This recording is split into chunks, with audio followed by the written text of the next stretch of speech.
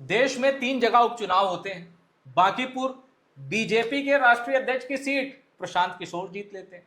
गुजरात में उपचुनाव होता है तो गुजरात ने साबित किया है कि वहां अभी बीजेपी को चुनौती देने वाला है नहीं कोई, बीजेपी उपचुनाव जीत लेती है। एक और सीट थी मध्य प्रदेश की दतिया, जहां कभी एमपी के पावरफुल मंत्रियों में शुमार एक्स मिनिस्टर नरोत्तम मिश्रा वो लड़ते थे, लगातार 3 बार विधायक बने थे। उसके बाद कांग्रेस के प्रत्याशी से वो हार जाते हैं 2023 में।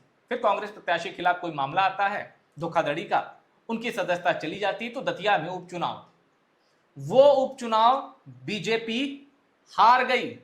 लेकिन यहां हमने बैकग्राउंड में आजाद समाज पार्टी काशीराम के चीफ चंद्रशेखर की तस्वीर क्यों लगाई है? इसलिए क्योंकि बीजेपी की हार में सबसे बड़ी वजह कांग्रेस को नहीं, कांग्रेस तो वहां 2023 में भी जीती थी, इस उपचुनाव में बीजेपी की हार के लिए आजाद समाज पार्टी को दोषी माना जा रहा है या फैक्टर के तौर पर देखा जा रहा है। अब ऐसा क्यों है जरा समझ लीजिए। कांग्रेस के जब ये 15 राउंड हो चुके थे, मैं तब का आपको डेटा बता रहा हूं, कुछ वोटों का ऊपर नीचे हो जाना संभव है, लेकिन मोटी तस्वीर समझिए। कांग्रेस के घनश्याम सिंह जीत गए, 66,700 के ऊपर वोट मिला। आशुतोष तिवारी बीजेपी के हार गए, यही दिख रहा है कि 6,000 7,000 वोट पीछे हैं। अब इस चेहरे पर गौर करिए, तीसरे नंबर पर कौन? दामोदर यादव मंडल, आजाद समाज पार्टी काशीराम, 22,500 से ज्यादा वोट। तो जहां जीत हार तय हुई हो 6-7 हजार वोटों से, वहां 22,000 अगर वोट पा रहे हैं तो ये एक जाहिर सी बात है इसी प्रत्याशी की वजह से जीत हार हुई है।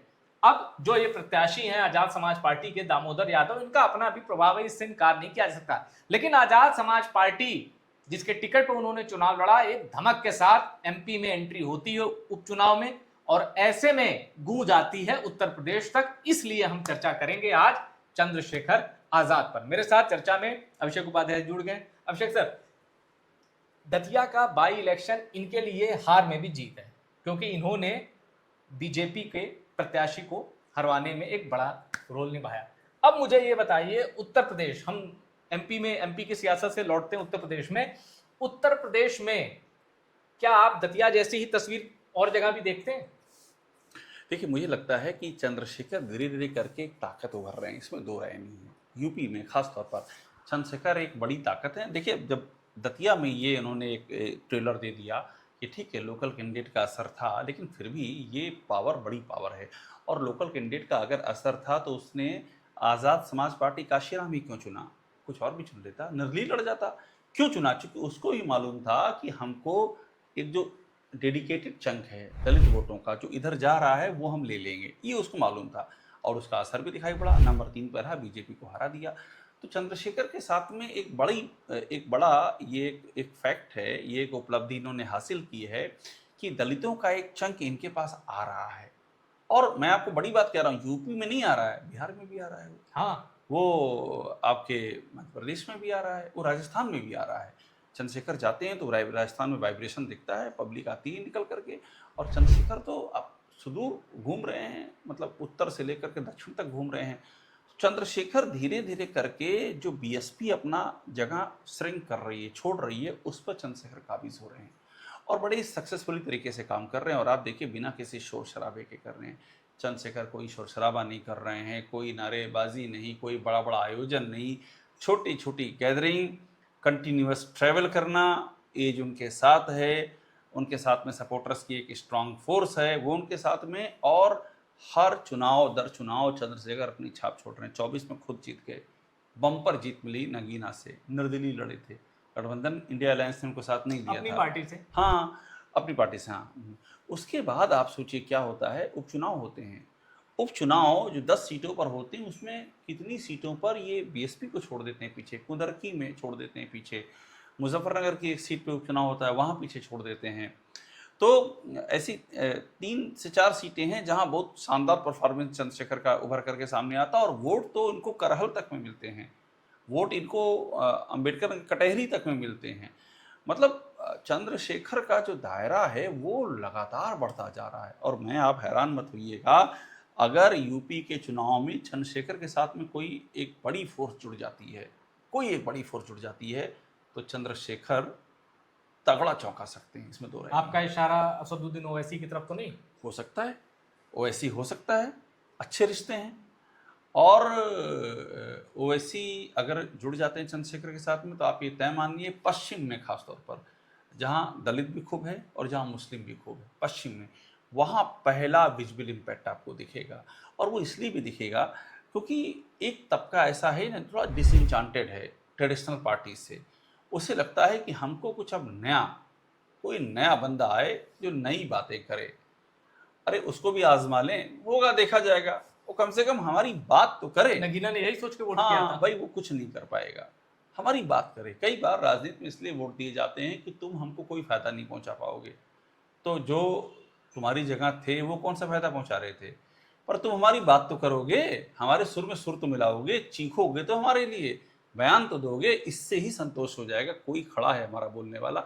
उस क्राइटेरिया में चंद्रशेखर बहुत आगे निकल चुके हैं। और जंतर मंतर पे जो छात्रों का आंदोलन था, कई दिन यहाँ ये उसमें पहुंचे, शामिल रहे, संसद में भी बैठ गए, उसी आंदोलन को बढ़ाते हुए एक स्वरूप हमने देखा। और हमने ये भी देखा कि चूंकि युवा हैं इसलिए ये फ्रिक्वेंटली पहुंच भी जाते हैं ऐसी जगह जहां कुछ हादसा, अनहोनी घटना होती है, तो पीड़ितों से मिलने ये पहुंच भी जाते हैं। अब ऐसे में मेरा सवाल ये है, ये क्या कुछ नए वोट बैंक भी जुटा रहे हैं या बीएसपी का ही जो वोट बैंक है उसी में सेंधमारी कर रहे हैं? देखिए, दो वोट बैंक बहुत खास तौर पर इनके हैं, दो। एक है दलित और दूसरा है मुस्लिम, एकदम डीएम पर एग्जैक्ट फोकस है। और ये वैसे ही जैसे बीएसपी ने अपनी शुरुआत की थी। जब बीएसपी ने शुरुआत की थी तो उनके लिए अपर कास्ट का कोई बहुत ज़्यादा मायने नहीं था जब शुरुआत उन्होंने की थी। अब चूंकि दलित उनका एक बड़ा चंक था जो चंद्रशेखर का होता जा रहा है, मुस्लिम भी उन्होंने जोड़ दिया था। तो ये देखिए टेंडेंसी होती है कि अगर किसी सीट पर एंटी इनकम्बेंसी है, अगर लोग चाहते हैं कि इस पार्टी को हराना है तो वो देखते हैं कौन पार्टी है टक्कर में, ठीक है।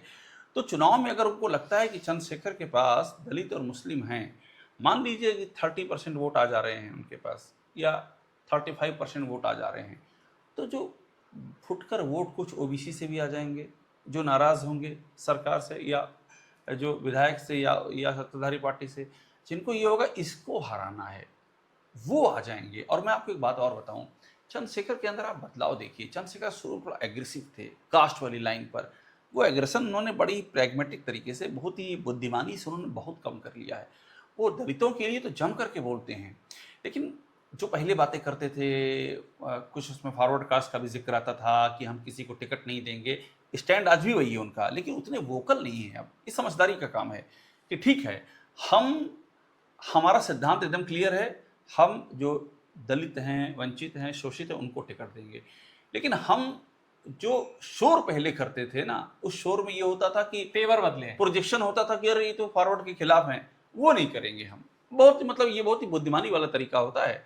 जैसे कि जिसकी मार झेलनी पड़ी तेजस्वी यादव को वहाँ पर। अब आप सोचिए, बिहार में भूमिहार हैं, ब्राह्मण हैं, ठाकुर हैं, बहुत ज़्यादा नहीं है। आप टोटल अगर पॉपुलेशन देखेंगे तो उसके हिसाब से कुछ भी नहीं है, लेकिन ये इतने हैं कि अगर ये इकट्ठे हो जाते हैं तो रिजल्ट पे असर आ जा रहा है और ठीक ठाक असर आ जा रहा है। तो तेजस्वी यादव ये मैसेज नहीं दे पाए कि भाई हम इनके एंटी नहीं है। हाँ ठीक है, हम बात करते हैं पिछड़ों की, दलितों की, और उसमें कोई गुरेज भी नहीं है, आप करिए, आपकी पॉलिटिक्स है, हम इनके साथ हैं पर आपके हाँ, खिलाफ नहीं है, हाँ, ये मैसेज देना है। पूरा बाल साफ करो वाली जो हाँ। बात थी ना, उससे हम हट चुके हैं। अगर वो थी, मतलब चलिए डिस्प्यूट है, बहुत लोग कहते हैं झूठा है, सच्चा है, जो भी था, लेकिन हम पे चिपका दिया गया ना, तो उसको हमको रगड़ के धो देना है कि नहीं नहीं हम इधर नहीं है भैया, हमारे ये कॉन्स्टिट्यूंसी हम इसको बढ़ाएंगे, लेकिन इसका मतलब ये नहीं कि हम इसको खिलाफ खड़े हैं। चंद्रशेखर ने बड़ी खूबसूरती से काम कर लिया। और एक संविधान बचाओ इनकी रैली में देख रहा था, शायद सहारनपुर में थी या आगरा में कहीं थी, उसमें इन्होंने कहा था कि 50% टिकट ओबीसी समाज से दूंगा। हाँ। तो मतलब इनको भी पता है कि आबादी के हिसाब से टिकट बांटना, और फिर रिजर्व सीट पर तो अपने प्रत्याशी रहेंगे ही। और जैसा आपने कहा कि चपक गया ये घूरावाल वाला, अब बीजेपी भी देखिए कैसे चपक गया वो, कि कुत्ता बिल्ली खड़ा कर देंगे जीत जाएगा। अब लोग कह रहे हैं कि दिखाओ वो बयान, वो बयान ट्विस्टेड था, आधा बयान। अच्छा, ये बात बीजेपी को तब समझ में नहीं आई थी जब कहा जा रहा, तब तो खामोश थी, तब सोच रही थी हाँ जीत जाएंगे तो हम कहेंगे हाँ कहा था हमने, नहीं कहा था तो भी बताएंगे हाँ आप जिता दिया कुत्ता बिल्ली हमने। भाई जीत का इतना अहंकार होता है ना कि अरे हम तो अब सुपर पावर हो गए, जिस पे हाथ रख देंगे वो जीत जाएगा। तो बीजेपी को ये सफाई तब देनी चाहिए थी जब ये बात फैल रही थी, कुत्ता बिल्ली, तब तो बीजेपी चुप थी। 100% श्योर था कि हम जीतेंगे। प्रशांत किशोर कहाँ आकर के फंस गए हैं। अब जब बासा पलट गया है तो उनके नेता और उनके समर्थक अब चेतावनी दे रहे हैं कि जिसने कहा कुत्ता बिल्ली वाली बात, उस पर हम केस कर देंगे। अरे तो तुम तब तक केस क्यों नहीं कर रहे थे? क्योंकि आज सही सातवें बात। आसमान हार पर के आपका बाद घमंड विलेन था। ढूंढा जाता है, और जैसे 2024 में लल्लू सिंह को ढूंढा गया हाँ, कि इन्होंने कह दिया था, इनका एक बयान हमें कई सीटों पर नुकसान करवा गया। तो एक आखिरी सवाल, फिर चर्चा को रोकते हैं। इनके लिए आप क्या देखते हैं 2027 में? कोई ऐसी संभावना कि सपा वाले अलायंस में जा सकते हैं, ऐसी कोई संभावना, या ओवैसी ही इनके पार्टनर होंगे? क्योंकि मुझे भी लग रहा है इनके और आजम खान से मुलाकात के संदर्भ में भी दो ही नेताओं का नाम सामने आया, तो ओवैसी और जो पार्टी सपा से बाहर के थे और जिन्होंने जेल में जाके बाकायदा मुलाकात भी की थी। तो एक वो समीकरण भी है। आजम खान भी आ सकते हैं क्या? प्रासंगिक हो सकते हैं? देखिए, आजम खान की स्थिति बहुत ही क्लियर है। आजम खान को किसी भी सूरत में बीजेपी सरकार जाए और सपा सरकार आए तो उनको फायदा है। उनको इस समय फायदा नहीं है कि 4 सीटें उनके नाम पे जीत जाएं, या 5 विधायक उनके हो जाएं, या 10 विधायक उनके हो जाएं। इससे कुछ नहीं होने वाला है। उनको तब आएंगे जेल से बाहर, मुकदमे तब वापस होंगे जब उनकी सरकार आएगी। तो आजम खान की नाराज़गी हो सकती है, बड़ी बात नहीं। आजम खान ये सोच सकते हैं कि हमारा वो साथ नहीं दिया सपा ने जो देना चाहिए था। इस सब के बाद भी आजम खान समझदार आदमी हैं, टस से मस नहीं हुए समाजवादी पार्टी से, ना वहीं खड़े रहेंगे। उनकी बेगम का बयान देखिए अभी। हाँ। उनसे पूछा गया जब पहुंची मौलाना अली जौहर यूनिवर्सिटी पर, और उनको खूब पत्रकारों ने पूछा कि साथ नहीं दिया, ये नहीं दिया, वो नहीं दिया। उनका कुछ नहीं, अखिलेश जी हमारे साथ खड़े, वो हमारे नेता हैं, एकदम समझदारी से। तो उनको ही मालूम पड़ रहा है। और थोड़ी नाराज़गी जता दी, अखिलेश यादव का फ़ोन आ गया, आके मिल लिए, पर्याप्त है इतना। ठीक है, 2-4 टिकट उनके नाम पे हो जाएंगे, हो जाएगा। अब बात जहाँ तक है चंद्रशेखर की, तो चंद्रशेखर का समाजवादी पार्टी के साथ में गठबंधन थोड़ा सा डिफिकल्ट इसलिए है क्योंकि चंद्रशेखर, अब वो बात नहीं रह गई है जो बात 2022 में थी। तब चंद्रशेखर आज की तुलना में इतने मजबूत प्लेयर नहीं थे। आज मजबूत 24 में प्लेयर गेम है। बदला है। हाँ, गेम बदल दिया है भाई, और उसके बाद उपचुनाव ने गेम बदला है। 24 का जो उपचुनाव हुआ है, तो चंद्रशेखर को अब सीटें चाहिए होंगी। अब ऐसा नहीं है कि 2-4 सीटें दीजिए, ना ना ना। मेरा मानना है कि चंद्रशेखर इतनी सीटें चाहेंगे जितने में चंद्रशेखर की पार्टी अगर जीते तो एक फोर्स के तौर पे दिखाई पड़े, वो ये चाहेंगे। तो ऐसे में अखिलेश यादव के लिए एकोमोडेट करना मुश्किल होगा, क्योंकि उनको कांग्रेस को एकोमोडेट करना है, उनकी अपनी पार्टी के नेता उनको एकोमोडेट करना है, 2-4 छोटी कॉम्बिनेशन और एकोमोडेट करने हैं। इसलिए मुझे मुश्किल लगता है। ओवैसी के साथ 100% संभावनाएं होने की, वो बड़ा ही पॉकेट बेस्ड होगा। जहाँ जहाँ भी यूपी में, पश्चिम में तो खासतर, पश्चिम में शायद हर सीट पे हो जाए, लेकिन बाकी जहाँ भी दलित और मुस्लिम ज़्यादा है वहाँ ये कॉम्बिनेशन आ सकता है। और अगर आया तो ऐसा भी नहीं आप उसे खारिज नहीं कर सकते हैं, वो उस पर चर्चा होगी, बहस होगी कि ये खेल कर सकता है। तो ये थी चर्चा कि आज़ाद समाज पार्टी 2027 के लिए जो तैयारियां कर रही है उसमें वो विकल्प नहीं बनना चाहती।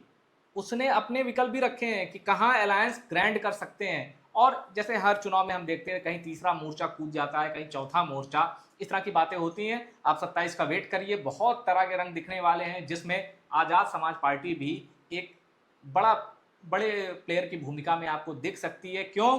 क्योंकि मैं फिर कह दूं, जीते ना लेकिन कईयों का खेल बिगाड़ जरूर सकती है। और इस चर्चा में इतना ही। चर्चा पसंद आई तो शेयर करिए और टॉप सीक्रेट को सब्सक्राइब जरूर करिए।